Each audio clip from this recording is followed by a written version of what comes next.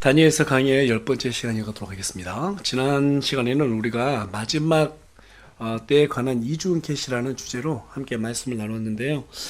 여러분 다니엘서 1장 1절부터 2장 4절까지는 히브리어로 기록됐다고 말씀을 드렸습니다. 그리고 2장 5절부터 7장까지는 갈대어로 기록되어 있고 또 8장부터 마지막 다니엘서 12장까지는 히브리어로 기록이 되어 있다고 말씀을 드렸어요. 자, 그 이유가 기준이 뭐라고 그랬습니까? 갈대어로 기록됐다라는 것은 그 당시에 다니엘이 기록할 때 이방인의 시대를 언급했기 때문에 갈대어로 기록을 했고, 그 다음에 히브리어로 기록한 것은 유대인에 관련된 내용이기 때문에 히브리어로 그렇게 기록했다라고 설명을 드렸습니다. 기억이 나시죠? 예. 따라서 이제 우리가 지난 시간에 살펴봤던 다니엘서 8장 같은 경우에는 유대인과 관련된 내용이에요. 교회와 관련된 내용이 아니라는 사실입니다. 예. 유대인과 교회를 구분하지 못하면 성경에 기록된 이 계시들을 바르게 이해를 할 수가 없게 됩니다. 네, 이 때문에 최근에 극단주의적인 세대주의 종말론자들이 생겨나고 있죠. 우리는 환난 통과해야 된다 하면서 막 그렇게 다부지게 굳은 어떤 결심을 하는 사람들이 꽤 많은데, 바로 그런 것들이 이런 유대인과 교회 이 때를 갖다가 구분하지 못해서 그렇습니다. 또 그렇다 보니까 거기에서 뭐가 나와요? 여러 가지 음모론도 나오고 막 그렇습니다. 그래서 지금 이때 베리츠 막 이런 것들 봐주면 전부 다 지옥 간다 이러는데, 여러분 지금 그런 때가 아니에요. 아시겠죠? 그래서 이런 때들을 우리가 잘 구분해야 할 수 있어야 돼요. 자, 그렇다면 하나님은 왜 유대인들에 관한 미래를 이렇게 환상으로 기록했는가 하면, 이스라엘은 하나님이 선택한 백성이죠. 그러면 하나님께서 그 백성들을 버린다고 해서 안 버린다고 했어요? 끝까지 구원한다라고 분명히 말씀하셨습니다. 이러한 것들이 성경 여러 구절에 보면 약속으로 나와 있습니다. 또 두 번째는 이스라엘의 회복이 우리가 지금 살아가고 있는 이 마지막 때의 지표가 되기 때문에 우리가 이 이스라엘의 마지막 때에 관심을 가져야 되는 거예요. 그것이 성경에 여러 군데에서 예언이 되어 있습니다. 그 예언에 따라서 어때요? 이스라엘이 1948년 5월 14일에 2600년 만에 나라가 다시 재건이 되었고, 그리고 2018년 2월에 실제로 예루살렘이 지금 유대인의 땅이 되었습니다. 법적으로 공식적으로 유대인의 땅으로 돌아갔습니다. 이제 남은 것은 유대인들이 예수님을 받아들이는 일, 그것만 지금 남아 있어요. 그런데 지금 유대인들이 예수님을 받아들였어요, 안 받아들이고 있어요? 받아들이지 않고 있죠. 언제 받아들이는가? 자, 그게 중요한 거거든요. 그걸 받아들인 때가 되면 예수님께서 이 지상에 재림하는 때가 된다라고 성경은 얘기하고 있기 때문에, 우리는 유대인들이 언제 예수님을 받아들이는가, 여기에 우리가 관심을 가질 수밖에 없습니다. 유대인들은 자신들이 생각하는 메시아에 대한 환상이 있어요. 마치 다윗처럼 강성한 그런 메시아가 올 것이라고 믿었기 때문에 예수님을 자신들의 메시아로 받아들이지 않고 그분을 십자가에 못 박아서 죽였습니다. 마지막 때가 되면 그들은 여전히 어때요? 적그리스도가 여러 가지 기적들을 보여주고 그들에게 놀라운 일을 행하기 때문에 우리가 찾는 메시아가 저 사람이다 이렇게 생각할 거예요. 근데 나중에 이것이 아니다 라고 자신들의 환상이 완전히 깨어질 때가 온단 말이에요.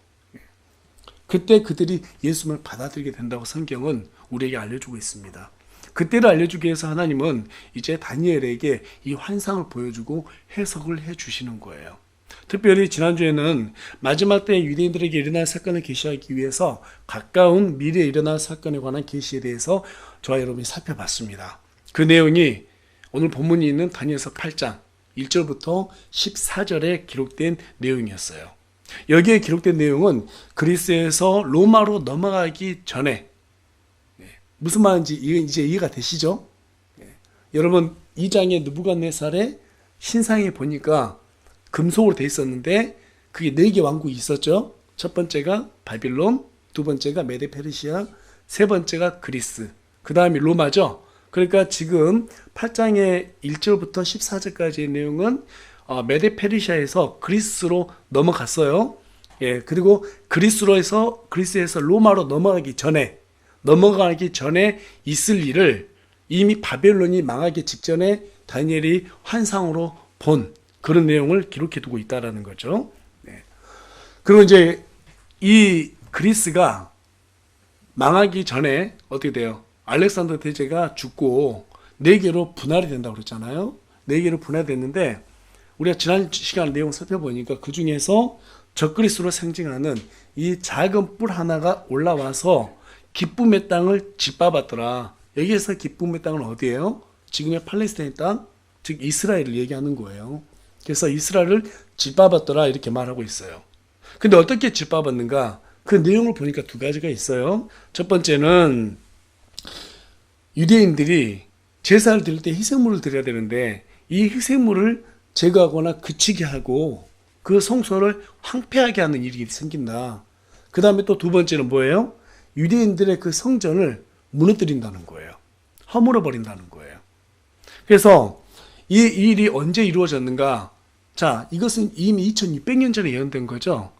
그러니까 2600년 후에 지금 살고 있는 현대에서 우리는 이 일이 언제 일어났는가를 역사 기록을 뒤져보면 충분히 나와요. 그래서 많은 학자들이 이런 역사적인 기록들을 쭉 살펴봤더니만은 그리스 이후에 세워진 시리아의 셀루쿠스 왕국의 안티오쿠스 에피파네스 4세가 우상을 숭배하는 이 헬레니즘 문화를 갖다가 유대인들에게 강압적으로 이식을 시킵니다. 그런데 유대인들이 그 부분을 받아들일 수 있어요? 받아들이지 못해요? 절대로 받아들일 수 없죠. 예, 할례도 못하게 하고 안식일도 못 지키게 하고 거기에다가 그들에게 부정한 짐승인 돼지의 피로 제사를 드리게 하고 이건 완전히 하나님을 우롱하는 거예요.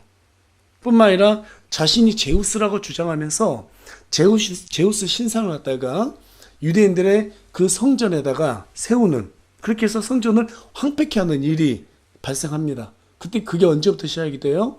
BC 170년 8월 5일부터 시작이 돼요. 안티오쿠스 에피파네스 4세가 이집트를 치러 갈 때인데 그때 유대인들을 갖다 핍박이 그때부터 딱 시작이 되는데요. 이때 유대인이었던 마카베오라고도 하는데 이 마카비라는 사람이 반란을 일으키게 되고 그 반란은 마침내 성공하게 되는데 그때가 BC 164년 12월 25일이라고 말씀을 드렸습니다. 자, 그러니까 BC 170년 8월 5일부터 BC 164년 12월 25일까지 유대인들의 달력은 1년이 365일이 아니라 360일이에요. 그렇게 해서 한번 쭉 내용을 한번 그 기간을 갖다가 측정해 보니까 정확히 14절에 기록된 것처럼 2300일이었다라는 거예요.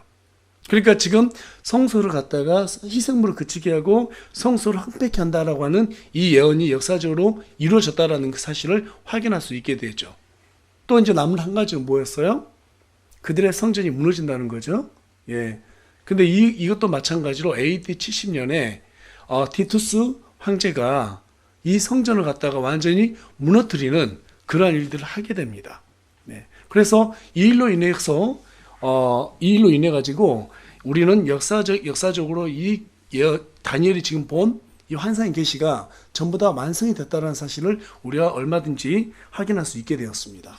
여러분, 이 사건은 먼 미래 유대인들이 당하게 될 한 가지 어떤 계시가 있어요.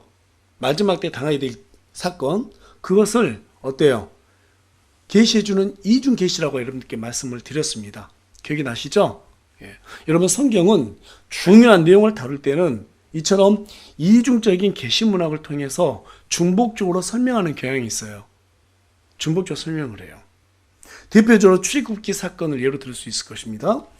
백성들이 이집트로부터 탈출한 것이 구원의 사건을 예표하는 것이라면 40년 동안 광야 생활을 하게 되는 것은 성화의 과정을 의미하는 것입니다.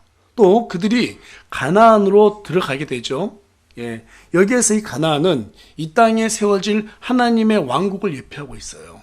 다시 말해서 출애굽 사건은 성도의 삶이 구원에서부터 시작되고 성화로 갔다가 어떻게 돼요? 하나님의 왕국이 이 땅에 내려오도록 하는데 비전이 있다는 것을 우리에게 보여주고 있는 거예요. 그냥 구원받는 게 끝이 아니라는 거죠. 예, 구원받았으면 영적으로 성장해야 되고 무엇을 위해서? 하나님의 왕국을 이 땅에 세우기 위해서. 이 세 가지가 출애굽기 사건에 그대로 다 들어가 있는 거예요. 예. 이처럼 성경은 항상 중요한 내용들을 이중적으로 계시해주고 있는데 여기 다니엘서 8장에도 그렇게 이중적인 계시가 되어 있다는 사실이죠. 네. 자, 그래서 1절부터 14절까지는 이미 과거에 이루어졌습니다. 그런데 한 가지 더 남아있죠. 마지막 때. 이 마지막 때에 대해서는 아직까지는 이루어지지 않았어요. 현재 진행형이고 또 조만간 이루어질 것이라는 것은 우리가 어때요? 2600년 지난 지금 시점에서 직감할 수 있게 돼 있습니다. 직감할 수 있습니다. 그러니까 다시 말해서 1장에서부터 14절에 있는 그 내용은 마지막 때 동일하게 유대인에게 일어난 사건이죠. 자, 그때가 되면 유대인들은 그때 가까워지면 세 번째 성전을 지을 것이고 그곳에서 다시 제사를 드리게 될 것입니다. 하지만 적그리스도는 하나님 대신 모든 경비를 받기 위해서 에피파네스 4세처럼 자신이 하나님이라고 말하면서 그때 자신을 경배하지 않는 유대인들을 핍박하고 제사를 그치게 하고 그들의 성전을 황폐케 하게 될 것입니다. 그 내용이 그대로 지금 게시되어 있는 거예요. 그렇다면 이 일을 이루기 위해서 마지막 때 적그리스도는 어떤 일을 할 것인가? 물론 우리는 그때 거기 있어 없어요. 마지막 때. 뭐 남고 싶으신 분은 남아도 돼요. 남고 싶은 분 없죠? 네. 근데 우리는 하나님은 예수님을 믿기 때문에 남고 싶어도 못 남아요. 그때는 보지 못해요. 우리하고 상관이 없습니다. 그래도 우리가 알아야 될 이유가 뭐냐면 데살로니가 후서 2장 7절에 기록된 것처럼 불법의 신비가 이미 일하고 있다는 사실이에요. 이미 일하고 있어요. 이 마지막 때에 적그리스도가 자신이 영광을 다 돌려받기 위해서 하나님의 신성 모독하고 성도들 괴롭히기 일을 갖다가 본격적으로 하기 위해서 지금 그 불법의 신비들을 쭉 지금 일을 하면서 진행해 가고 있다는 사실이에요. 우리가 이것들을 보게 되면 그들이 차근차근 진행하는 모습을 통해서 그들의 하는 일들을 통해서 예수님께서 오실 날이 얼마 남지 않았구나. 여러분 성경은 우리가 예수님께서 어느 날 몇 번에 오신지 알 수 있다고 했어요? 모른다고 했어요? 모른다고 했어요. 하지만 그때는 알 수 있다고 그랬어요. 그때를 분별하라고 우리에게 말하고 있습니다. 그래서 우리가 지금 살아가고 있는 때는 정말로 예수님께서 오실 날이 얼마 남지 않았다. 우리 기독교는 여러분 항상 존말론적 신앙을 가지고 있어야 돼요. 내일도 안 오시겠지? 내일 모레도 안 오시겠지? 그렇게 생각하는 것은 우리 영에 전혀 도움이 되지 않습니다. 오늘 오실 수도 있다. 내일 오실 수도 있다. 마치 우리는 하나님 안에서 오늘만 사는 그런 그리스도인처럼 살아가야 되는데 우리는 내일도 있다는 신앙을 가지고 있는 것 같아요. 오늘날 많은 그리스도인들이 그렇게 생각하고 있어요. 그건 잘못되었다는 거죠.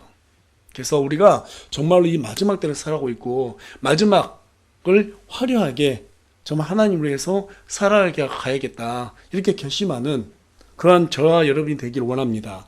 네. 그래서 이것들을 영적으로 분별하면 주님 오실 날은 몰라도 짐작할 수 있기 때문에 오늘은 마지막 때를 준비하는 적그리스도라는 주제를 가지고 말씀을 나눌까 합니다. 마지막은 성도들도 준비해야 돼요. 그런데 이미 적그리스도도 그걸 다 준비하고 있습니다. 준비하고 있어요. 그래서 우리가 오늘 말씀을 통해서 정말 우리가 좀 경각심을 가지고 마지막 때를 살아가고 있다. 정말 주님 오실 날이 얼마 남지 않았다라고 그렇게 우리가 스스로에게 경각심을 주면서 좀 그렇게 살았으면 좋겠어요. 저도 여러분께 말씀드렸다시피 지금 이 날은 마귀가 정말로 똑똑하게 일을 해요. 어떻게 일을 하고 있어요? 바쁘게 한단 말이에요. 바쁘게 한단 말이에요. 우리 청년들 저한테 와가지고 뭐 바빠서 뭐 제대로 신앙생 못하겠어. 그럼 저 한마디예요. 직장 그만두라고. 그렇게 바빠서 못하면 그만둬야지 어떻게 해요? 우리 하나님 뭐라고 말합니까? 눈이 범죄하고 눈 빼버리라고 말하잖아요. 손이 범죄하고 손을 찍어내라. 그렇게 해서 하늘을 안고 들어간 것이 낫다 이렇게 얘기해요. 그러니까 우리가 그거 못 받는다 이 말이 아니라 하나님의 일이 첫 번째가 돼야 되는 거예요. 첫 번째.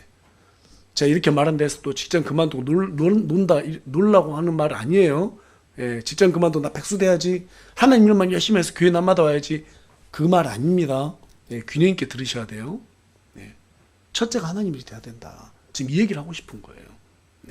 그래서 우리가 이제 한 절 한 절 좀 보면서 정말 이 마지막 때에 이 적그리스도, 이 마귀가 어떻게 지금 일을 해나가고 있고, 또 마지막 때에는 이 적그리스도가 자신의 본 모습을 어떻게 드러내는지 알아보는 시간 될 수 있으면 좋겠습니다. 자, 우리가 15절에서 17절에 가서 보니까요, 다니엘이 환상을 보고 이 환상이 무엇인지 관해서 알고자 할 때 가브리엘 천사가 다니엘에게 나타나요. 네. 여러분, 천사는 다 사람의 모습으로 옵니다. 그렇죠? 예, 천사 남자예요, 여자예요? 다 남자예요. 성경에 나오는 천사 다 남자입니다. 여자 없어요. 아기 천사 있어요, 없어요? 없습니다. 그럼 뭐 천주교에서, 카톨릭에서 뭐 큐피트 그런 거 없어요? 네, 그런 거 없어요. 그 중에서 특별히 가브리엘 같은 경우에는 아주 중요한 소식을 전할 때 오는 그런 천사입니다. 예수님의 수태고지 할 때도 가브리엘이 왔었고요. 예, 그 다음에 어때요? 침례자 요한도 마찬가지였어요. 중요한 일 있을 때 항상 가브리엘 오는데, 지금 여기 보니까 다니엘이 이 환상을 보고 해석을 할 수 없었어요. 근데 이게 무슨 뜻일까 하면서 궁금하고 있을 때 가브리엘이 왔어요. 가브리엘이 하나님의 메시지를 이렇게 전달할 때 가장 대표적인 천사가 왔단 말이에요. 이건 무슨 말일까요? 그만큼 지금 여기 있는 해석은 상당히 중요하다는 것을 우리에게 간접적으로 알려주고 있다는 뜻이죠. 그리고 가브리엘 천사가 그 환상은 끝이 임하는 때 있을 일이라고 말을 해요. 예, The time of the end. 예, 정말 이 끝이 있을 때 이제 이런 일들이 벌어진다. 이렇게 말하면서 끝이 임하는 때는 세상 끝날에 닥칠 어떤 대환란을 말한다는 것을 우리가 알 수 있게 되는데, 여러분, 기독교의 시간대는 처음과 끝이 있어요, 없어요? 처음과 끝이 있죠? 예, 직선의 시간대예요, 직선. 네. 근데 많은 종교들 어때요? 불교 같은 데서는 뭐 전생이 있고 또 현세가 있고, 그렇죠? 뭐 죽으면 다시 태어난다. 예, 여기 계신 분들 중에 혹시 그 믿는 분 없죠? 네. 근데 우리 기독교 청년들 가운데서도 이번 생은 망했어 그러더라고요. 그럼 뭐 다음 생은 또 있나? 여러분, 윤회 같은 거 없습니다. 이 불교는 시간대는 원이에요. 원의 시간대를 갖고 있어요. 그런데 우린 그걸 믿지 않아요. 처음이 있으면 끝이 있다고 분명히 계시록에서만 4번을 강조합니다. 요한계시록 1장 8절, 1장 11절, 21장 6절, 그리고 22장 13절에 가서 보니까 우리 하나님을 처음과 끝이 있는 하나님이다. 알파 오메가다, 이렇게 얘기하십니다. 불신자들은 죽으면 끝이라고 생각을 해요. 하지만 히브리서 9장 27절에 가서 보니까 한 번 죽은 것은 사람들에게 정해진 것이요, 이것들 뒤에는 뭐가 있다고 말하고 있어요? 반드시 심판이 있다고 말하고 있어요. 심판이 있다. 이 심판을 피하기 위해서 사람들은 진실을 외면하고 거짓된 종교를 지지하고 있습니다. 하지만 여러분, 악의 적은 사실이지만 진리의 적은 거짓이에요. 악은 이 사실을 되게 적으로 여겨요. 그 사실을 숨기기 위해서 어때요? 진리를 왜곡시키고 거짓말로 속인단 말이에요. 마귀는 인류를 거짓으로 속여왔지만 그들에 대한 심판은 이미 확정되어 있습니다. 기정적으로 확정되어 있어요. 결코 그들이 피하고 싶다 해서 피해지는 것이 아닙니다. 이것이 진리예요. 여러분, 진리라는 게 뭐예요? 변하지 않는 것이 진리입니다. 변할 수가 없어요. 이미 하나님께서 그렇게 확정해 놨습니다. 마귀도 이것을 알까요, 모를까요? 예. 여러분, 마귀 성경 잘 알아요. 이거 다 믿는다니까요, 마귀가. 이게 진리라는 것도 알아요. 아니까 이것을 왜곡시키는 거죠. 분명하게 알고 있어요. 자신들의 끝이 있다는 걸 알고 있습니다. 그래서 그들은 마지막 때가 가까워지면 가까워질수록 이집트의 파라오처럼 더 조급해합니다. 더 강팍해질 거예요. 그리고 환난기 때가 되면 그 강팍함이 최고조에 다다를 것입니다. 최고조에 다다르게 될 것이에요. 하지만 환난기는 우리하고 상관이 있어요, 없어요? 상관이 없다고 그랬죠. 그래서 우리의 위로는, 유일한 위로는 끝이 있다라는 거예요. 끝이 있다라는 거예요. 믿으십니까? 예. 얼마나 다행스러워요. 끝이 없다면 어떻게 되겠어요? 그런 의미에서 우리가 17절을 보니까 가브리엘이 다니엘에게 사람의 아들아 라고 그렇게 부른 다음에 그 환상은 끝이 임할 때 있을 일이라고 말해주는 것을 보게 됩니다. 자, 그런데 사람의 아들은 여러분 어디에서 많이 봤어요? 예수님께서 인간으로 오신 자신을 가르쳐서 사람의 아들이라고 표현한 거 우리가 복음서에서 많이 읽게 됩니다. 예수님께서 자신을 사람의 아들이라고 이렇게 호칭하신 것은 뭐냐면, 이유가 뭐냐면 예수님도 하나님께 부여받은 소명이 있기 때문에 그렇게 표현한 거예요. 하지만 이 호칭이 마지막 때 심판 때에도 이 호칭을 우리 예수님께서 그대로 사용하세요. 우리 다 같이 마태복음 24장 30절로 가보겠습니다.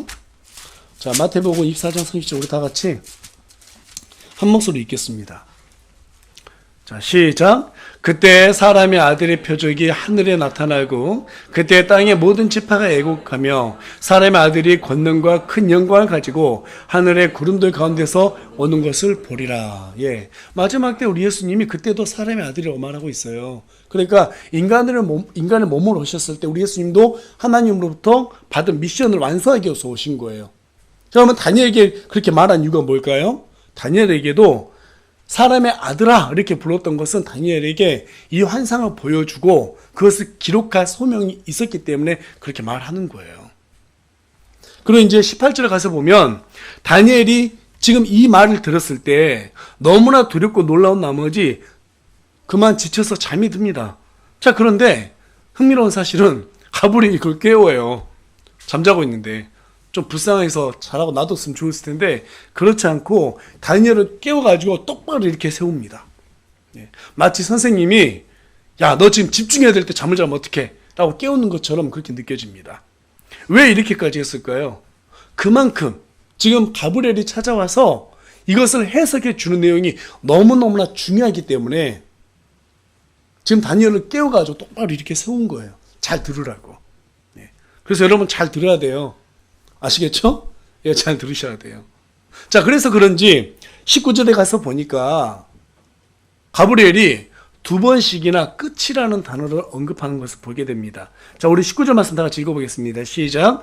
이르되 보라, 내가 그 경매의 마지막 끝에 있을 일들을 내게 알려주리니 이는 정해진 때에 그 끝이 임할 것이기 때문이라. 예. 자, 이것은 마지막 끝이에요. 마지막 끝. 마지막 끝날이 있을 것인데 그 앞에 보니까 이 끝이 그냥 끝이 아니에요. 경노의 끝이라고 말합니다. 경노의 마지막 끝. 도대체 얼마나 하나님의 진노가 크길래 경노의 마지막 끝이라고 이렇게 표현했을 거예요. 여러분 마태복음 방금 전에 찾았던 24장 21절 말씀 읽어보겠습니다. 자, 24장 21절 말씀 우리 다 참목소리로 읽어보겠습니다. 시작. 그때 큰 환란이 있으리니 세상이 시작된 이래로 이때까지 그런 환란이 없었고 이후에도 없으리라. 이전에도 없었고 이후에도 없을 환란이라는 거예요. 어마어마한 고통이 그때 있을 거라는 거예요. 자, 계속해서 우리 지금 다니엘서 보고 있는데 다니엘서 12장 1절로 가보겠습니다. 12장 1절에도 이와 동일한 말씀이 기록되어 있는데 우리 다 같이 한 목소리 읽겠습니다. 시작. 그때 내 백성의 자손들을 위하여 일어서는 큰 통치자 미가엘이 일어날 것이요 또 고난의 때가 있으리니 그것은 민족이 있은 이래로 그때까지 결코 없었던 고난의 일 것이며 그때 내 백성이 구출을 받되 책에서 발견된 바 기록된 모든 자가 구출을 받으리라. 지금 여기도 뭐라고 말해요? 민족이 있은 이래로 그때까지 결코 없던 고난이다 이렇게 말하고 있습니다. 다시 말해서 전무후무한 그러한 고통이 그 마지막 때에 있을 것인데 네가 지금 그것을 보는 거다 이렇게 얘기해 주고 있는 거예요. 그리고 20절부터 22절에 세상의 왕들을 예표하는 숫양, 순염소, 내왕국 이런 것들이 쭉 언급되어 있는데 우리가 지난 시간에 살펴봤죠. 네, 이것들은 다 뭐라고 그랬어요? 적그리스도를 예표하는 인물들이라고 말씀을 드렸습니다. 그래서 23절에 가서 보면 그들은 그들의 왕국의 마지막 때라고 이렇게 표현하고 있는 걸 보게 돼요. 23절에 가서 보니까 왕국의 마지막 때. 자, 여기에서 왕국의 마지막 때라는 것은 느부갓네살의 그 신상에서 어느 부위에 해당되냐면 새와 진흙이 합쳐지는 때 있죠. 예, 그때 해당이 됩니다. 그러니까 거기서 말하는 새는 뭐예요? 로마죠, 로마. 그런데 새와 지능이 합쳐져요. 뭔가 다른 존재하고 이렇게 합쳐지는데 이것은 로마의 음료 체제를 등에 입고 드러날 이 적그리스도의 왕국이다라고 여러분들께 설명을 드렸습니다. 음료 체제라는 것은 사람을 속여서 종교를 하나로 통합시키는 그러한 일이에요. 그 일을 지금 로마 카톨릭이 앞장서서 지금 하고 있습니다. 신기하게도. 아직까지도 로마가 존재하고 있죠. 네. 그들이 음료 종교 체제를 가지고 모든 세상의 종교를 하나로 합치고 있습니다. 여러분, 살다 보면 어때요? 부모하고 절대로 해서 안 될 얘기가 있습니다. 예. 종교적인 갈등 해서 안 됩니다. 정치적인 갈등 하면 안 돼요. 부모 자식도 멀어질 수 있는 게 정치 얘기, 종교 얘기예요. 근데 정치보다 더 극심한 게 뭐예요? 종교예요, 종교. 피로 나오는 형제 부모 지간에도 종교가 다르면 이게 서로 나눠질 수 있는 거예요. 그만큼 종교라는 것은 상당히 큰 힘을 가지고 있습니다. 그런데 여러분, 이것을 하나로 통합하게 되는데 이 통합된 종교를 어떤 한 사람이 지배하게 된다면 어떻게 될까요? 사실상 세상을 지배하게 되는 거예요. 여러분, 이 일을 지금 누가 하고 있어요? 적그리스도가 하고 있는 거예요. 누가 대신해서? 로마의 음료체제가 대신해서 하고 있는 거예요. 로마 카톨릭이 대표로 지금 그 일을 하고 있는 거예요. 그래서 여러분 8장 23절에 그들의 왕국 마지막 때 한 왕이 일어난다. 지금 이렇게 얘기하고 있죠. 23절 보니까 한 왕이 일어난다. 여기에서 일어날 왕은 지난주에 살펴봤던 안티오코스 에피파네스 4세가 아니에요. 아닙니다. 여러분 7장 23절로 한번 가볼게요. 그 앞에 있는 7장 23절을 가서 보시겠습니다. 그가 이같이 이르되 넷째 짐승은 땅 위에 넷째 왕국이 될 텐데 이 왕국은 모든 왕국과 달라서 온 땅을 삼키고 짓밟아 산산조각은 내 것이요. 지금 보고 있는 우리가 지금 8장 지금 보고 있잖아요. 23절하고 7장 23절은 같은 때예요. 마지막 때인데 지금 7장 23절에서는 넷째 왕국이라고 말하고 있습니다. 넷째 짐승 이렇게 말하고 있어요. 그러면 지금 로마하고 관련돼 있다라고 우리가 유추해 볼 수 있게 되죠. 근데 지금 안티오코스 에피파네스 4세가 비록 유사한 일들을 하긴 했지만 이 사람은 셋째 그리스 왕국과 연계된 어때요? 시리아에서 나온 셀루쿠스 왕국이었죠. 그러니까 이게 넷째 왕국이 아니란 말이에요. 네. 그래서 이걸 혼동하면 안 됩니다. 네. 뿐만 아니라 다니엘서 2장 43절에 가서 보면 왕께서 새와 진흙이 섞인 것을 보신 것 같이 그들이 자신을 사람들의 씨와 섞일 터이나 이렇게 얘기해요. 사람들의 씨와 섞일 때이나 새와 진흙이 섞이지 아니한 같이 이렇게 말하고 있는데 일시적으로 섞인다 이렇게 얘기하고 있습니다. 그러니까 지금 사람들의 씨라고 언급한 것을 봤을 때 여기에서 말하는 넷째 짐승은 사람이 아니에요. 사람이 아니라는 거예요. 그러니까 마지막 때 적그리스도가 사람의 모양으로 이 땅에 오긴 오는데 실제로 그 안에 있는 혼은 사람이 아니라는 거예요. 짐승이라는 거예요. 적그리스도라는 거예요. 그래서 이 적그리스도에 관한 설명이 어디에 자세히 나와 있냐면 우리가 지난주에 봤던 7장하고 그 다음에 오늘 우리가 보고 있는 8장에 잘 기록이 되어 있습니다. 또 구체적인 설명은 요한계시록 13장에 기록이 되어 있어요. 제가 여러분께 이전에 다니엘서 2장 이렇게 강의하면서 아마 그 적그리스도에 대해서 한번 설명했을 텐데 그때 내용이 좀 많아가지고 아마 구체적으로 여러분께서 이해하지 못했으리라 생각하고 그래서 오늘 이 적그리스도에 관한 이 시상에 대해서 정치에 대해서 한 번 더 중복해서 설명하려고 합니다. 예. 그래서 7장 25절 먼저 좀 보도록 하겠습니다. 예, 7장 25절. 자, 우리 다 같이 한번 읽어보겠습니다. 시작. 또 그가 지극히 높으신 이를 대적하려고 엄청난 말들을 하며 지극히 높으신 이의 성도들을 지치게 하고 또 때와 법을 바꾸려고 생각할 것이며 그들은 한 때와 두 때와 반 때까지 그의 손에 주어지리라. 네, 그러니까 마지막 때 적그리스도가 어떤 일을 하느냐에 대해서 자세히 언급되고 있는데 자 먼저 보니까 하나님을 대적하려고 엄청난 말들을 한다 이렇게 말하고 있습니다. 예, 그래서 여러분들 요한계시록 13장 6절에 가서 보면 그가 입을 벌려 하나님을 대적하며 자 대적합니다.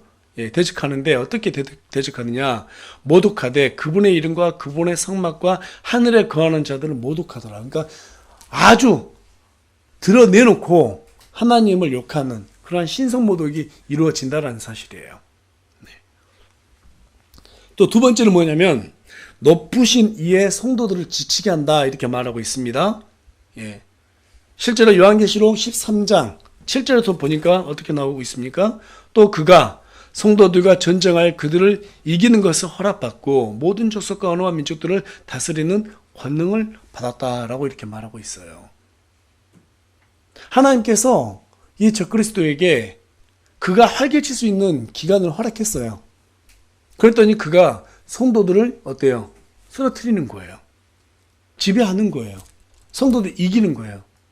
자, 그런 일이 일어난다. 이때는 엄청난 고통이 따르겠죠. 성도들도 그에 대한 대가를 치러야 할 것입니다. 자, 세 번째 7장 25절로 계속해서 보니까 때와 법을 바꾸려고 생각할 것이며 그들은 한 때와 두 때와 반 때까지 그의 손에 주어지리라. 자, 그들에게 허락된 기간이 한 때, 두 때, 반 때예요. 여기에서 때라는 것을 1년으로 환산합니다. 그래서 한 때 1년이죠. 두 때니까 2년이니까 3년이 되겠죠. 그럼 반 때면 몇 개월이에요? 6개월이죠. 그러니까 총 3년 반이 되는 거예요. 예. 근데 이거에 대한 것이 그대로 요한계시록 13장 5절에도 기록되어 있죠. 또 용이 그에게 큰 것들을 말하며 신성모독하는 입을 주고 또 42달 동안 지속할 권능을 주매 이렇게 말하고 있어요. 42달. 그러니까 3년 6개월 동안. 그러니까 환란기는 7년인데 평화협정을 맺고 3년 반까지는 가요. 근데 본격적으로 환란을 가는 기간은 1260일, 42달, 3년 6개월이라는 거예요. 이때 그 심한 환란 때가 이르게 된다. 누구에게? 유대인들에게. 물론 세상에 있는 모든 민족도 그러한 고통을 당하게 될 것입니다.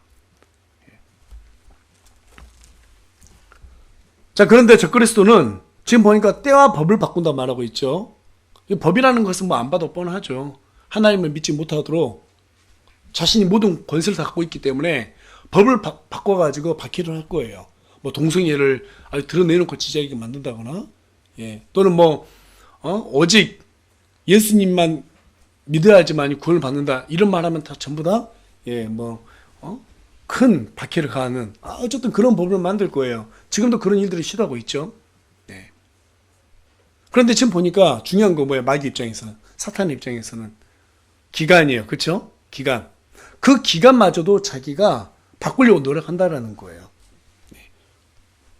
그 방법으로다가 이 법을 바꾸고 또 자신을 경배하지 않는 그런 사람들을 포로로 잡아가고 칼로 죽인다고 요한계시록 13장 10절에 기록이 되어 있습니다. 자, 그리고 이제 계속해서 또 적그리스도가 마지막 때 어떤 일을 하게 되느냐. 예, 본문 있는 8장 23절로 가보겠습니다. 자, 23절 가서 보니까 그들의 왕국의 마지막 때 곧 범법자들이 가득할 즈음에 산한 억울하고 숨겨진 글의 뜻을 깨닫는 한 왕이 일어나리라. 그러니까 이 한 왕은 적그리스도죠. 그 마지막 때 이 적그리스도는 산한 억울하고 있다라는 거예요. 산한 억울. 그러니까 딱 봐도 어마어마하게 무섭게 생겼다라는 거예요. 자, 그런데 숨겨진 글의 뜻을 깨닫는다. 이 말은 무슨 말이냐면 이 적그리스도가 어떤 글을 봐도 다 해석을 한다는 거예요. 상당히 한마디로 말하면 지혜롭다라는 거예요. 얼굴만 무섭게 생긴 것이 아니라 아주 머리가 비상하다는 거예요. 여러분 세상을 통찰하면 그 정도 머리 있어야 되겠죠? 예. 마귀가 얼마나 똑똑해요. 얼마나 사람 잘 속입니까? 그 좋은 머리 가지고 나쁜 짓을 이제 하는 거예요. 그래서 24절 가서 보면 그의 권세가 강할 터이나 이렇게 말하고 있습니다. 자기의 권세로 말미암은 것은 아니니라. 자, 그렇다면 이 권세는 누가 줬을까요? 계시록 13장 2절로 가보겠습니다. 계시록 13장 2절. 자, 우리 한 목소리 읽어보겠습니다. 시작. 내가 본 그 짐승은 표범과 비슷하고 그의 발은 곰의 발 같으며 그의 입은 사자 입 같은데 용이 자기의 권능과 자기의 자리와 큰 권세를 그에게 주었더라. 누가 줬다고요? 용이 줬다고 합니다. 용이 누구예요? 사탄이죠. 옛뱀 사탄입니다. 네. 이브를 속여서 선악과를 먹게 만들었던 그 옛뱀, 그 사탄이 바로 용인 거예요. 그의 권세가 얼마나 강한지 13장 14절에 보니까 칼로 찔러도 죽지 않고 다시 살아난다 말하고 있습니다. 엄청난 권세를 자신의 그 적그리스도 특정인에게 줬다라는 거예요. 안 죽어요. 또 계속해서 24절 가서 보니까 그가 24절 가서 보니까 그가 놀랍게 파괴하고 형통하며 꾸준히 행하고 강한 자들과 거룩한 백성을 멸하리라 이렇게 말하고 있어요. 하나님께서 허락하시는 기간 동안에는 그 누구도 이 적그리스도를 막아낼 수가 없다라는 것입니다. 그래서 이 세상에 악이 크게 번성할 뿐만 아니라 형통하게 된다고 말하고 있어요. 자, 그러면 적그리스도가 세상을 지배하고 이 세상을 완전 장악했을 때 정말 이 악이 평만하게 어때요? 번성했을 때 그때는 어떤 일이 벌어지는가? 자, 그 내용이 디모데후서 3장 1절부터 5절에 기록되어 있는데 우리 다 같이 보도록 하겠습니다. 디모데후서 3장 1절부터 5절까지입니다. 자, 우리 3장 1절하고 2절 읽어보겠습니다. 시작. 또한 이것을 알라. 지금 마지막 날들에 위험한 때가 이르리라. 사람들이 자기를 사랑하며 탐욕을 부추기며 자랑하며 교만하며 신성모독하며 부모에게 불순종하며 감사하지 아니하며 거룩하지 아니하며. 네. 이 악이 번성하게 되면 여러분 봐보세요. 사람들이 자기를 사랑한대요. 이게 무슨 말일까요? 자기가 사랑하지 않는 사람이 어디 있어요? 다 사랑하죠. 지금도 그렇고. 근데 마지막 때가 되면 그때는 나밖에 모른다는 거예요. 완전 이기적으로 간다는 거예요. 또 두 번째 뭐라고 말하고 있습니까? 탐욕을 부린다. 그때는 그 탐욕을 드러내놓고 자신의 어떤 그 모든 소유를 위해서 적극적으로 살아간다라는 거예요. 또 자랑하며 교만하며 하나님을 인식하지 않아요. 오직 자기를 높이기 위해서 살아간다는 거예요. 신성모독하며 하나님을 대놓고 무시한다는 거예요. 완전한 교만이 있으려면 완전하게 하나님 무시해야 되는 거죠. 신성모독한다는 거예요. 하나님 어디 계시냐? 있으면 오라고 그래봐. 뭐 이미 왔다고? 말도 안 되는 소리 하지 마. 그 UFO가 다 사람들 데려간 거야. 나중에 그럴 거예요, 분명히. 여러분 요즘 UFO 엄청 많이 나오죠? 이게 마지막 때를 준비하는 거예요. UFO 실제로 있습니다. 네. 그런데 이게 마귀들이 지금 하는 짓들이에요. 그래서 마지막 때 휴거를 갖다가 그들이 마치 UFO가 데려간 걸로 이렇게 묘사해서 또 예수님이라는 존재를 또 감추려고 한다는 거예요. 부모에게 불순종합니다. 그리고 감사하지 않아요. 여러분 감사가 떠나면 어떻게 될까요?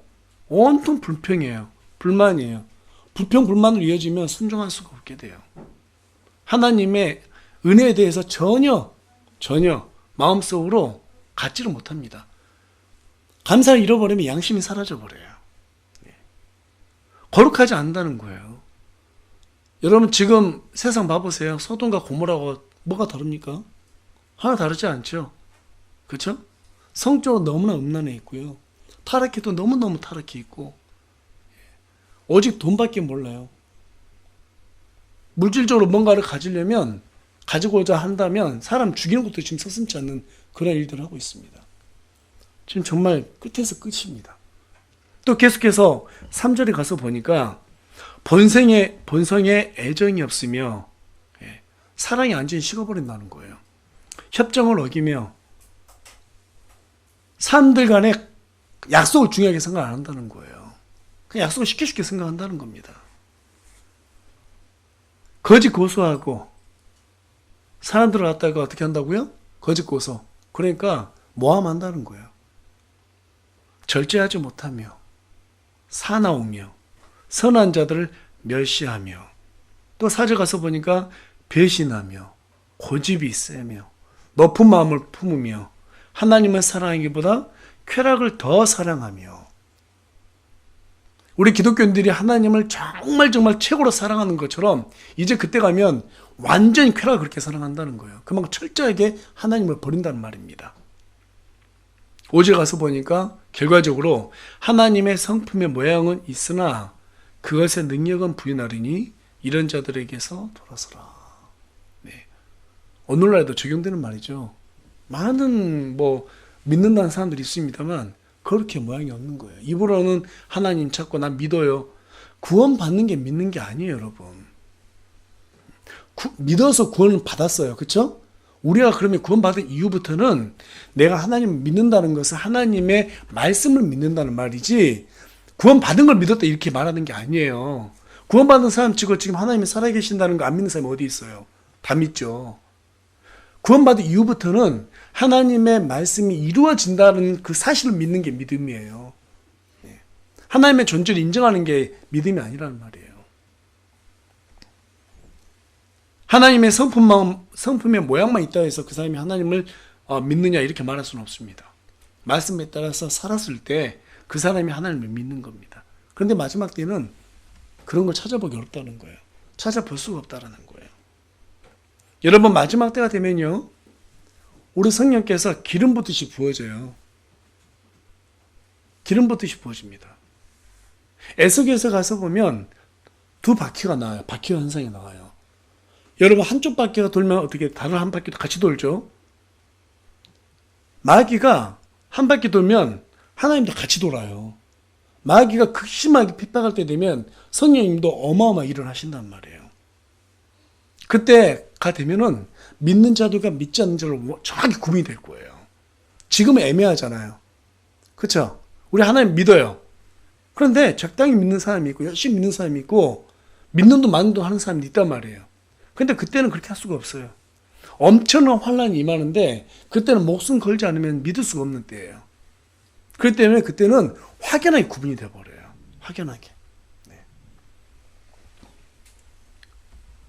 이 부분에 대해서 이사야서 29장 14절에 또 가서 보면 공의는 뒤로 물러가고 정의는 멀리 서 있나니 진리가 거리에 쓰러졌고 공평이 들어가지 못하는도다 이렇게 말하고 있습니다. 이쯤 됐을 때 유대인들은 적그리스도에게 자신들이 속았다는 것을 알게 될 거예요. 그러면서 동조하지 않게 될 것입니다. 그리고 적그리스도는 이 환난기 유대인 성도들을 극심하게 핍박하고 멸하게 될 거예요. 자, 그러한 적그리스도의 정체에 대해서 8장 25절, 본문 25절에 또 기록이 되었는데 그가 어떤 일을 하게 되냐면 그가 또 자기 정책을 통하여 그러니까 세계를 하나로 규합시켜야 되잖아요. 종교도 하나로 규합시켜야 되고 정치도 다 하나로 규합시켜야 돼요. 그래서 뉴 월드 워드 신세계 질서를 만들어내야 돼요. 그래서 나라들 갖다 나중에 이제 어떻게 할 거냐면 한국은 교육부, 중국은 산업부 이런 식으로 나눌 거예요. 왜냐하면 적그리스도가 세계 왕이니까 단일한 나라가 되고 단일한 왕이 될 거니까 그런 식으로 해서 아마 단일 정부를 수립해서 자기만의 왕국을 세우려 할 것입니다. 그리고 자기만의 정책을 내놓을 거예요. 또 계속해서 보면 자기 손에서 속임수가 형통하게 하고 완전한 지혜로 사람들을 능숙하게 속인다는 것입니다. 어떻게 속일까요? 계시록 13장 13절에 가서 보니까 그가 큰 이적들을 행하되 사람들의 눈앞에서 불이 하늘로부터 땅 위로 내려오게 하고 여러분 마지막 때 되면은요 그때는 사람들을 속이기 위해서 불을 하늘에서 내린다는 거예요. 이를 적그리스도가 한다는 거예요. 또 14절에 가서 보면 또 그 짐승의 눈앞에서 기적들을 행할 권능을 소유하여 그 기적들로 땅에 거하는 자들을 속이며 또 땅에 거하는 자들에게 말하여 그들이 칼로 상처를 입었다가 살아난 그 짐승을 위해 형상을 만들게 하더라. 칼로 상처를 받았어요. 근데 살아났다는 말은 죽었다는 소리죠. 죽었음에도 불구하고 다시 살아난다는 거예요. 수많은 기적을 일으킵니다. 또 15절에 가서 보니까 그가 그 짐승의 형상에게 생명을 줄 권능을 소유하며 그 짐승의 형상이 말도 하게 하고 그 짐승의 형상에 경배하려 하지 않은 자들은 다 죽이게 하리라. 그 기적이 어마어마해요. 이제 마지막에 가보면 형상에게 생명을 줄 수 있는 권능도 생기고요. 심지어는 이 동상이 말을 한다는 거예요. 말을. 꼭 영화 CG 처리한 것처럼 보이죠? 상상이 드는 게. 그때 CG가 아니에요. 진짜로 그렇게 할 일이 생긴다는 거예요. 다시 말해서 하늘에서 불도 내리게 하고 그 다음에 수많은 기적들을 일으켜서 속이고 심지어는 동상이 말도 하게 한다. 예. 이러한 기적들을 보고 사람들이 아, 저 사람이 진짜 하나님이다라고 이렇게 속는다는 거예요. 예. 그래서 여러분, 우리 기독교가 기적을 보면 돼야 안 돼요. 기적을 보면 안 된다고 그랬어요. 뭘 봐야 돼요? 말씀을 봐야 돼요. 더 이상 이 시대 가운데 기적은 그렇게 중요하지 않습니다. 말씀이 제일 중요합니다. 네. 금리빨로, 이빨이 생리빨이 금리빨로 바뀌었다. 그거 좋아할 필요가 없어요. 금리빨보다 생리빨이 더 좋아요. 그렇지 않습니까? 그걸 왜 그걸 보고 좋아요? 신기한 게 다 좋은 게 아니란 말이에요. 그러니까 이런 기적 쫓아가지 마시고 오직 성경 안에 있는 말씀을 보시기 바랍니다. 예. 자기 마음속에서 자신을 높이며 데살로니가 후서 2장 4절에 가서 보면 그는 대적하는 자요. 또 하나님이라 불리거나 혹은 경배받는 모든 것 이루어 자기를 높이는 자라서 하나님께서 하나님의 성전 하나 앉아 자기가 하나님인 것을 스스로 보이니라. 그러니까 이제 여기 보니까 성전이 기록되어 있습니다. 지금 유대인들의 성전이 있어요, 없어요? 없어요. 그러니까 마지막 때에는 성전이 생긴다는 거예요. 그리고 이 적그리스도가 들어가요. 내가 하나님이다 이렇게 말한다는 거, 공포한다는 거예요. 또 뿐만 아니라 계속해서 보면 평화를 비밀로 많은 사람들을 멸할 것이라고 말하고 있습니다. 평화를 비밀로 평화를 짓밟는다는 소리죠. 근데 이 적그리스도가 워낙 똑똑하기 때문에 굳이 싸울 필요가 없어요. 평화를 비밀로 해가지고 이간질 시키면 되는 거거든요. 그래서 여러분들 계시록 6장 2절 한번 가보겠습니다. 계시록 6장 2절에 가서 보면 자, 우리 다 잠못을 읽어보겠습니다. 시작. 이에 내가 보니 보라 흰 말이라 그 위에 탄 자가 활을 가졌고 관을 받음에 그가 나아가서 정복하고 또 정복하려 하더라. 자, 여러분들 보면 활을 가졌습니다. 근데 화살이 있어요, 없어요? 화살이 없어요. 굳이 쏠 필요가 없는 거예요. 그냥 자신이 평화라는 이 명목 가지고 사람들 다 속여요. 그러면 사람들은 간절히 원하는 건 평화이기 때문에 평화를 지키기 위해서 싸운다고 생각한단 말이에요. 이 내용은 또 계속해서 다니엘서 11장 21절에도 기록되어 있는데요. 우리 다 같이 다니엘서 11장 가보겠습니다. 11장 21절입니다. 자, 우리 한 목소리 읽어봅니다. 시작. 또 그의 영토에서 한 비천한 사람이 일어날 터인데 그들이 그 왕국의 종기를 그에게 주지 아니하리라. 그러나 그가 평화로이 들어와서 아참하는 말로 그 왕국을 얻을 것이며, 지금 뭘로 얻는다 말하고 있어요. 평화로운 말로 얻는다는 거예요. 그러니까 마지막 때 되면 평화 조약을 맺어요, 그들이. 그래서 이 적그리스도가 세계를 갖다가 자기 손 안에 쥐게 된다는 거예요. 자, 계속해서 24절도 읽겠습니다. 시작.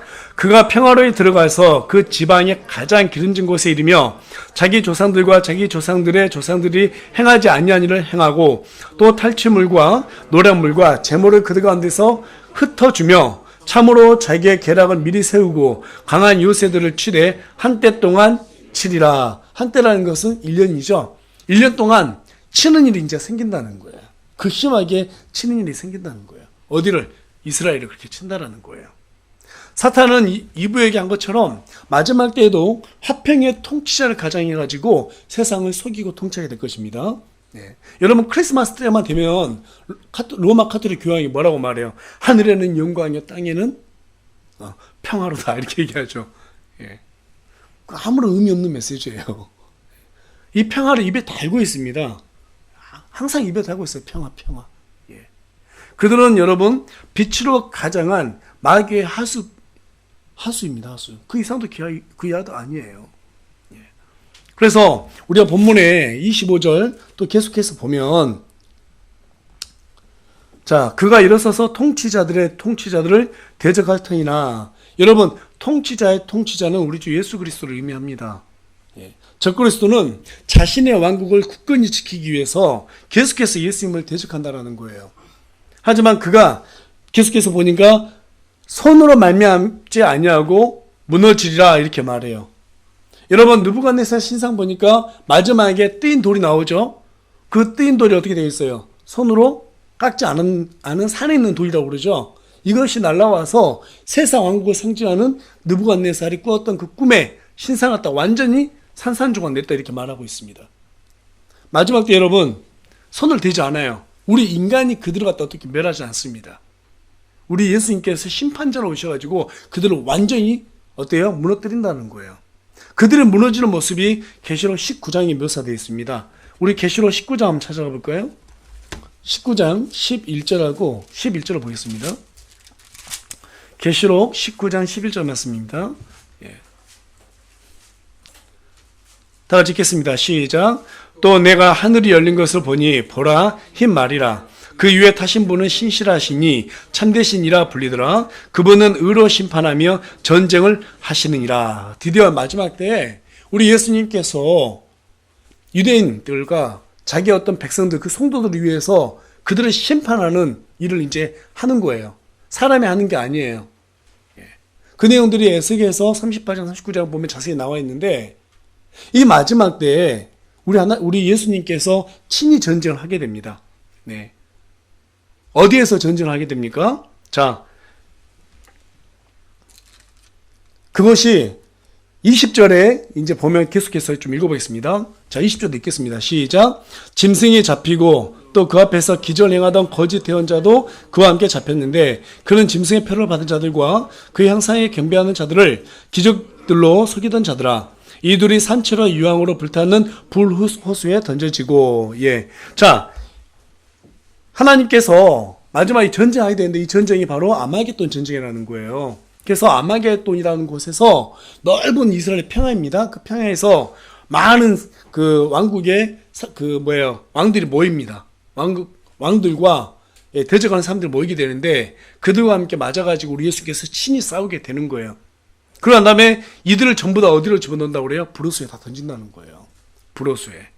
그리고 20장 2절에 가서 보면 마귀와 사탄인 그 용, 곧 저 예쁨을 붙잡으니라. 그가 그를 붙잡아 1000년 동안 결박하여. 자, 20장 3절입니다. 바닥 없는 구덩이에 던져 넣어 가두고 그 위에 봉인하여 1000년 찰 때까지. 자, 그러니까 지금 여기에서 말하는 사탄, 예뱀, 그 용, 예뱀은 우리 예수님께서 어디에다가 넣는다고요? 바닥이 없는 이 구렁텅이에다 집어 던진다는 거예요. 던진다는 거예요. 그러니까 지금 봐보세요. 마귀와 그 사탄에 따르는 그 마귀들 있죠. 그 마귀들과 그리고 그들을 따랐던 사람들, 예수님 믿지 않은 사람들, 환란기 때. 자, 그 사람들 모두 다 전부 다 어디다 집어넣는다고요? 불호수에 집어넣는다. 그리고 지금 이 시대 가운데 과거에도 믿지 않은 자들도 결국에는 전부 다 부활한 몸을 가지고 그 불호수에 다 던져진다는 거예요. 그 고통을 그대로 느낀다는 거예요. 그리고 예뱀, 저 사탄은 거기에다 넣지 않고 어디다 넣는다고요? 바닥 없는 구렁텅이에 집어넣는다. 그 일을 왜 합니까? 우리가 또 나중에 다루게 되겠지만 천년왕국 이후에 믿지 않은 사람도 있단 말이에요. 육을 가지고 천년왕국 들어가죠. 그럼 그 다음 세대는 그대로 죄 있는 피를 갖고 있기 때문에 그 죄가 완전히 제거된 상태가 아닙니다. 거기에서도 예수님 믿어야 되는 거예요. 근데 거기에서 믿지 않는 사람들이 있겠죠. 근데 이게 흥미로운 사실이, 여러분 봐보세요. 출애굽에서도 마찬가지예요. 이집트에서 탈출하는 1세대는 다 구원받은 사람들이에요. 근데 다음 세대들은 다 구원받았어요, 안 받았어요? 안 받았단 말이에요. 이게 똑같아요, 그림이. 이중계 시대에 있어요. 천년왕국에서도 안 믿는 사람들이 있단 말이에요. 그들은 마지막에 가려내는 작업을 해야 되겠죠. 그 일을 위해서 천년 동안 이 사탄을 갖다가 바닥 없는 구덩이에다 집어넣어놨다가 천년에 다시 푸는 거예요. 그러면 이들이 사람들 또 미혹하겠죠? 그러면 그때 또 다시 어떻게 되겠어요? 믿는 자들과 안 믿는 자, 알곡과 쭉쟁이가 또 구분이 되겠죠? 그러고 난 다음에 완전한 불호수에 다 집어던지는 거예요. 네. 그 일이 지금 있을 거라고 성경 우리에게 자세하게 얘기해주고 있습니다. 어쨌든 중요한 것은 뭐냐면 방금 전에 우리가 25절에 읽은 것처럼 사람이 손을 대지 않고 그들을 멸하게 된다는 거예요. 하나님께서 그 모든 일을 다 한다는 겁니다. 그리고 본문 26절로 가보겠습니다. 26절 가서 보니까 이미 말한 저녁과 아침의 환상이 참된 즉 너는 그 환상을 닫아두라 이렇게 말하고 있어요. 7장 2절에 가서 보니까 다니엘이 내가 밤의 환상 속에서 이렇게 기록되어 있습니다. 그러니까 7장에 있는 내용을 언급할 때는 이게 밤에 이 환상을 본 거예요. 그리고 이 8장은 낮에 이 환상을 본 겁니다. 그래서 하나님께서 이것을 닫아두어라, 이렇게 말을 해요. 네. 그럼 언제 이것이 봉인이 해제돼요? 계시록 가서 보니까 이것들을 더 이상 봉인하지 말고 어때요? 다 열어두라고 그러죠? 그러니까 계시록이 다 기록이 됐을 때 다니엘서가 어떻게 돼요? 정확히 서로 간의 내용이 일치되면서 봉인이 해제되는 거예요. 이때는 누구도 해석하지 못해요. 계시록이 기록되어져야지 다니엘서가 해석이 되는 거예요. 그래서 이 환상을 닫아두라. 그것은 많은 날 뒤에 있을 일에 대한 것이니라. 네. 이 환상에 관해서 27절 보니까 아무도 깨닫지 못한 이유가 바로 여기 있는 것입니다. 여러분, 우리는 지금 이 마지막 때를 살아가고 있어요. 예, 그리고 우리에게는 전부 다 성경이 다 주어져 있습니다. 우리는 성경 기록을 보게 되면 다니엘이 해석하지 못했던 그러한 부분들을 우리가 다 해석해서 볼 수 있게 됩니다. 구약시대 이 대언자들은 뭘 봤어요? 산봉우리들만 봤단 말이에요. 교회 시대는 보질 못했어요. 예수님의 초림과 예수님께서 죽으실 것과, 그쵸? 천년왕국 이것만 봤어요. 예수님이 죽으시고 교회라고 하는 이 골짜기를 보지 못했기 때문에 다니엘은 이 교회 시대에 대해서 전혀 알지 못했단 말이에요. 근데 이 교회에 대해서 요한계시록 1장, 2장, 3장에서는 어떻게 돼요? 교회에 대해서 말하고 있죠? 예, 그리고 4장부터는 환란기에 대해서 얘기하고 있어요. 그러니까 지금 현재 다니엘서 7장, 8장의 내용은 전부 다 계시록 4장부터 어때요? 마지막 장까지 있을 일들에 대해서 기록해 놓은 것이다. 이렇게 우리가 해석할 수 있다는 겁니다. 우리가 지금까지 이렇게 살아오면서 보면 참 성경을 여러 번 읽어도 읽지 못하고 이해가 안 갈 때가 참 많습니다. 예. 그런데 이렇게 구약과 신약을 갖다가 서로 간에 좌에서 읽어보면 많은 것들이 성경이 우리에게 다 알려주고 있다는 것을 알게 됩니다. 자, 그런데 중요한 것은 깨닫지 못하다 이렇게 말하고 있는데 지금 유대인들은 지금 깨달았어, 안 깨달았어요? 지금도 깨닫지 못하고 있어요. 왜 못 깨닫고 있어요? 성경은 그것을 신비라고 말하고 있어요. 예수님을 받아들이지 않기 때문에 그들은 이 신약 성경을 보질 않아요. 관심이 없습니다. 로마서 11장 25절에 가서 보니까 형제들아 너희가 스스로 지혜로운 것으로 여기지 않게 하기 위하여 이 신비에 대해 너희가 모르기를 내가 원치 아니하노니 그것은 곧 이방인들의 충만함이 이를 때까지 일부가 눈먼 일이 이스라엘에게 생긴다는 것이라. 예. 이스라엘 사람들이 이 눈이 멀었어요. 예수님은 아직도 자신들의 메시아로 받아들이지 않고 있기 때문에 그들은 이 신비에 대해서 전혀 관심도 없고 알려고 생각하지도 않고 있다는 거예요. 그래서 지금 다니엘이 지금 말하고 있는 것은 마지막 때가 돼야지 그들이 환란기 때가 돼서 적그리스도가 자신들을 괴롭힐 때 그때서야 관심을 가지고 성경을 보게 되는데 자신들이 기대했던 적그리스도가 기적도 일으키고 엄청난 일들을 행하니까 자신의 메시아로 받아들였는데 아니구나, 속았구나 해서 이 성경을 보게 되는데 그때 가서 예수님을 찾게 된다는 거예요. 저와 여러분이 살고 있는 이 시대 가운데서 모든 것이 전부 다 해제되어 있습니다. 이제는 우리가 성경 기록들을 몰라야 되는 게 없어요. 전부 다 지금 알 수 있는 때입니다. 그래서 어느 때보다 이 마지막 때 살아가고 있는 저와 여러분이 성경 기록들을 잘 배우고 많이 알아가지고 정말 하나님의 일을 위해서 최선을 다해야겠다 이런 생각을 늘 가지고 있어야 됩니다. 예. 그렇게 하실 거죠? 네, 좀 그렇게 해 나가면서 날마다 믿음으로 이기는 저와 여러분에게 간절히 소망합니다.